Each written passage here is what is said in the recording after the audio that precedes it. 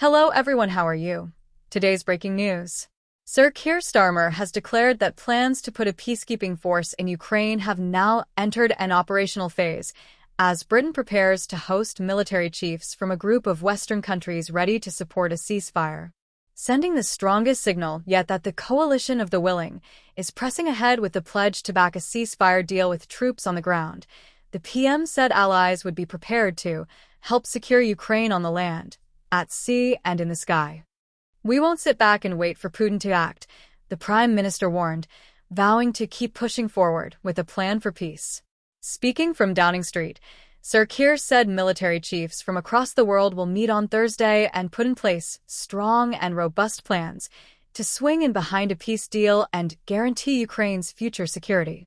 The PM also piled pressure on Vladimir Putin to accept peace proposals and attempted to draw a clear dividing line between Donald Trump and the Kremlin dictator, warning that Russia was trying to delay Mr. Trump's plan for peace in the region. Despite the U.S. president saying he held good and productive talks with Russia on Friday, Putin has been accused of using delaying tactics to stall the negotiations. Sooner or later, Putin will have to come to the table, Sir Keir warned. "This is the moment. Let the guns fall silent. Let the barbaric attacks on Ukraine, once and for all, stop and agree to a ceasefire now." In the hours after Sir Keir's Downing Street press conference, Volodymyr Zelensky warned Russia was planning a fresh ground assault into eastern Ukraine and accused Putin of lying to everyone about the situation. Posting on Twitter/X, he warned that a ceasefire could have already happened, but Russia is doing everything to prevent it.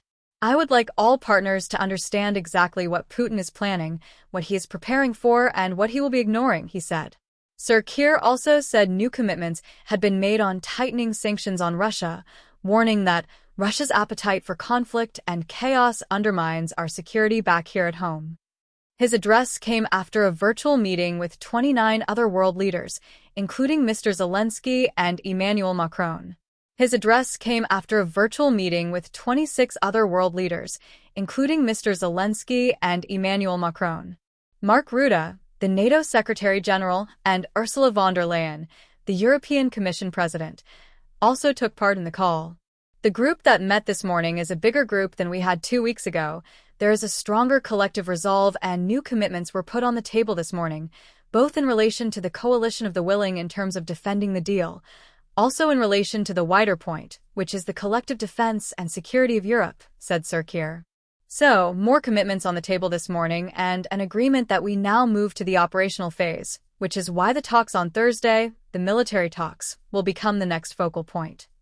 Questions remain, however, over which countries have made concrete commitments to a peacekeeping force, how large the force will be, and whether or not it will have a clear basis in international law.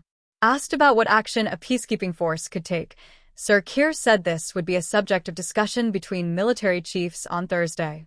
He said, "There are different capabilities from different countries, but those are the operational discussions that are going on in relation to what this coalition of the willing will be able to provide."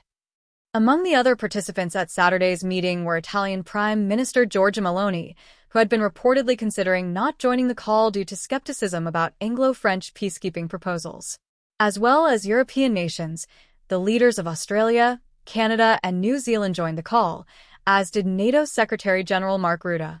Saturday's meeting followed an intense week of diplomacy, in which American officials put a U.S.-Ukraine proposal for an unconditional 30-day ceasefire to Russia.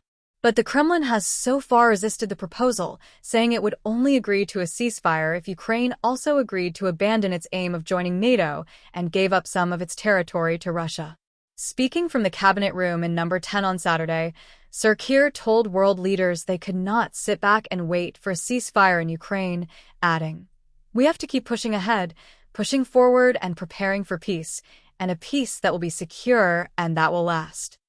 Earlier on Saturday, Putin's first Prime Minister Mikhail Kazyanov, who now opposes the Russian president, said his former boss would not accept NATO or European troops being deployed to Ukraine but might agree to soldiers from friendly countries such as India and Brazil.